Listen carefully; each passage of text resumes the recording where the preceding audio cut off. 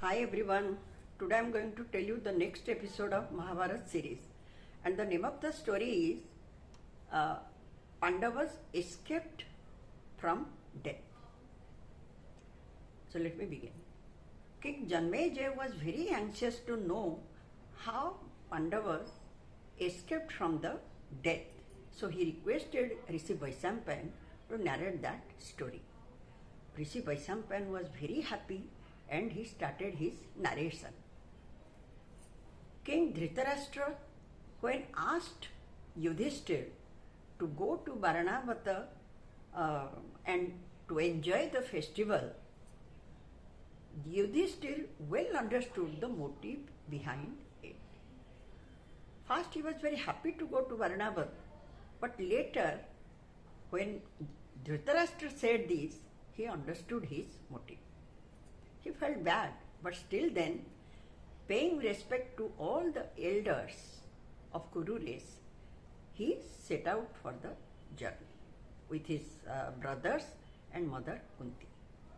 Even the people of Hastinapur, they accompanied Pandavas to a certain distance, and giving a round to Pandavas, they offered their blessings and unwillingly they came back to their city. When all the people went away, Vidura spoke in Mlecha language, said something to Yudhishthir, but that was Mlecha language. He said, "Those who know the schemes of enemies should act smartly to avoid all the dangers and be very careful." He also added, the man who knows the sharp weapons cutting the body, though not made up of iron, must know how to prevent them. He said that only blind man doesn't know the direction, but the man who doesn't have firmness can never get prosperity. So don't be blind and be alerted, be very vigilant all the time. Then only you can be saved. Again he said, a man who accepts the weapons from friends must know how to escape from fire by making his house like of a jackal, and the direction can be sought out by the stars. Everything Vidura indirectly told to Yudhishthir. He told him to be very careful every moment. Then he waited for the answer of Yudhishthir. Yudhishthir also spoke in Mlecha language that he understood him well. After that, Vidura went away. Now Kunti became very curious to know. So she came to Yudhishthir and asked, "O son Yudhishthir, what message was conveyed by Vidura to you that none of us understood a single word?" Then Yudhishthir told everything what Vidura told him in Mlecha language. He said, "O mother," and to all his brothers also, that we should be very careful because Vidura told me about the heinous plot of Duryodhan and Dhritarastra. So we should be very careful. And most importantly, we should be so careful that nobody would come to know about this. Let the story be a secret. And everybody agreed. After that, they behaved very normally, as if they didn't know anything. They are careless. They behaved like that. When they reached at Varanavata, the people of Varanavata became very happy and they welcomed all the Pandavas with merriments. And all the Pandavas, they paid respect to the Brahmins of Varanavata and visited others' houses also. For few days, they stayed other houses, and at last they went to the house specially meant for them under the guidance of Purochana. And when they settled down there, Yudhishthir diligently examined the house and found that the total palace, the total house was built up of highly combustible materials.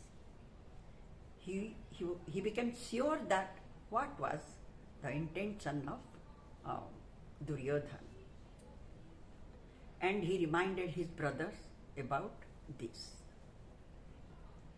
In the meanwhile, Vidura sent a trustworthy miner to Yudhishthir.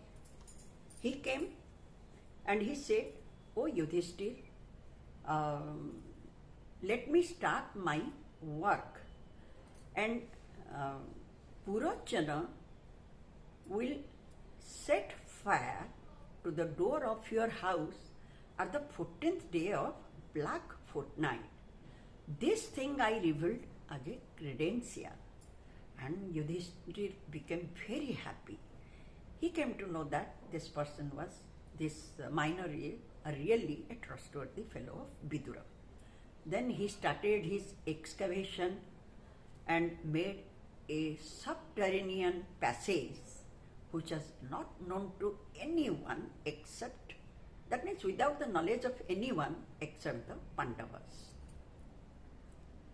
Then they remained happy to show that they are they didn't know anything and they are enjoying the atmosphere of Varanavata. Even Purochana was well deceived by Pandavas, seeing the cheerful attitude of all of them. For complete 1 year, he was sure that they didn't know anything.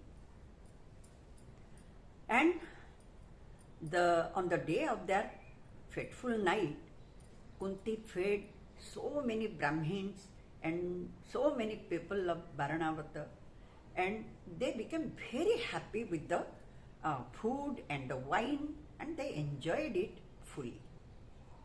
Unfortunately, a Nisad woman with her 5 children attended the feast, and she ate, and by overeating, she slept over there. When everybody slept at their houses, Bhim set fire to the palace and the various places of that house. And a huge sound came out, and the whole palace was set ablaze. And the sound it was so tremendous that shook everybody's heart. When they came out, they saw that the palace was burning. They thought that all the Pandavas with Purochana, everybody died and was burned to death. They just screamed aloud and said, "Alas, see, this is the heinous plan of Dhritarastra and Duryodhana to kill our beloved Pandavas. This is done by them only. Now King Dhritarastra will be very happy." So ultimately, they also said ki Purochana, the wicked man Purochana, was also trapped by his own death trap.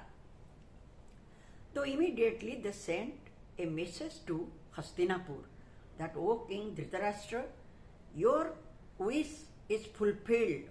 All the Pandavas with Purochana, they burned to death. Not a single person was escaped." Hearing the sad news, Dhritarashtra became very sad, and all other Kuru race legends, they also felt bad. So, as a sign of mourning, Dhritarastra immediately shed tears. Not only Dhritarashtra, Duryodhana also. But this time character was so nicely described by Vyasadev. He said that the state of mind of Dhritarashtra is remarkable at that time. It is just like the water in a deep pool, at the bottom it is cool and at the surface it is warm. Like that only, Dhritarashtra was very happy inside, but he showed his crocodile tears to everyone. Then as the sign of mourning, all the Kurus, Kauravas, they cast off their kingly attires and dressed up with single garment. And also they did all the rituals near the river side for Pandavas and Kunti. They became very happy. However, this scene was over, and here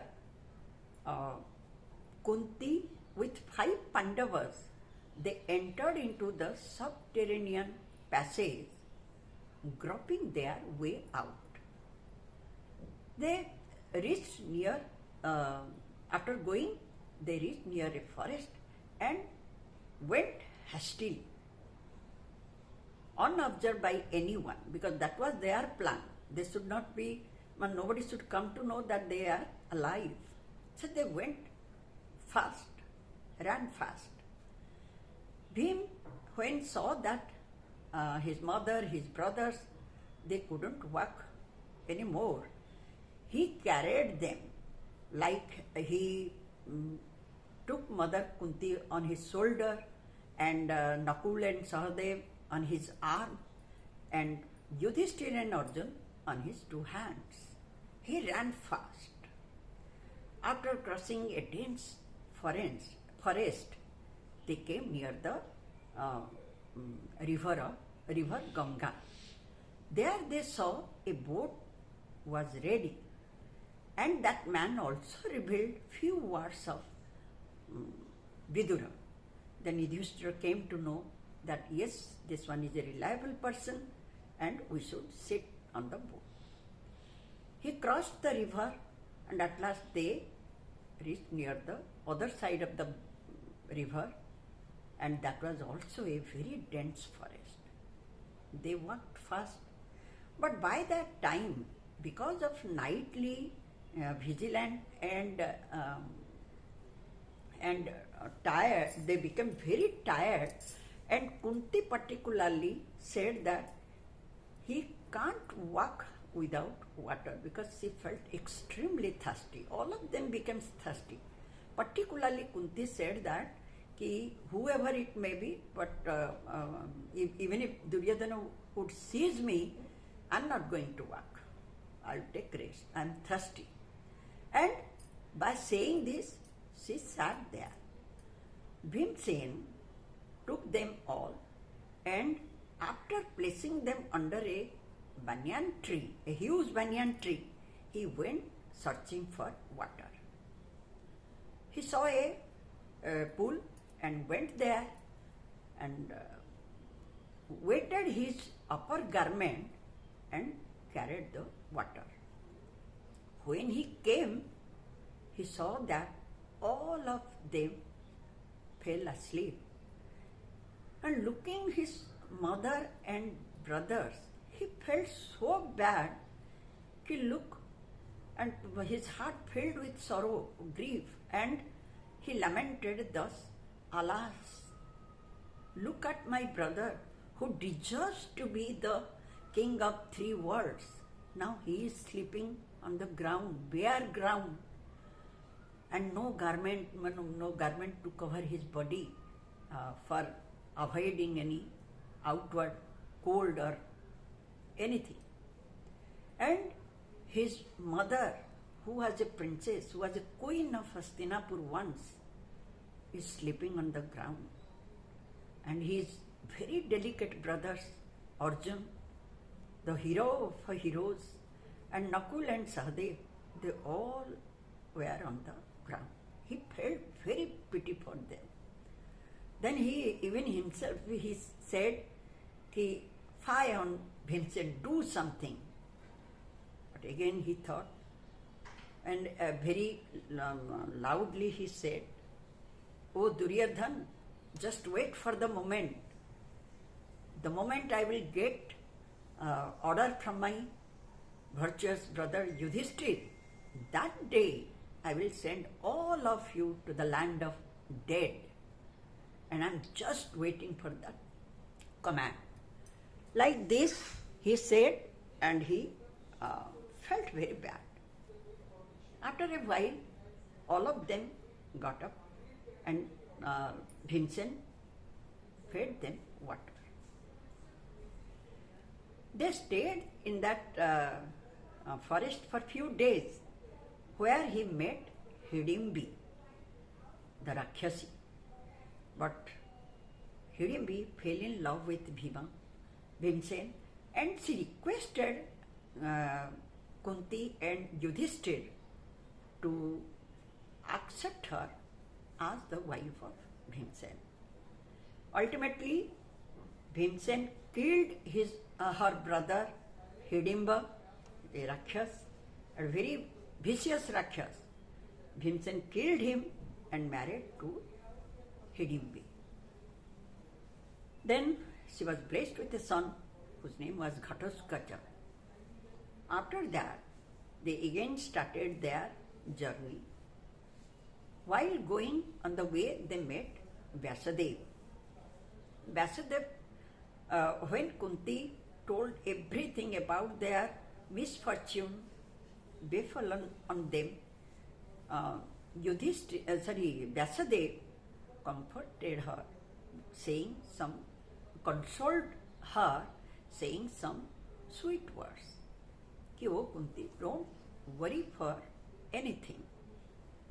Your sons are born with, your sons are the most famous, and they will become the most virtuous for all the time. So, and Yudhishthir will become the king of the three worlds. You need not to worry.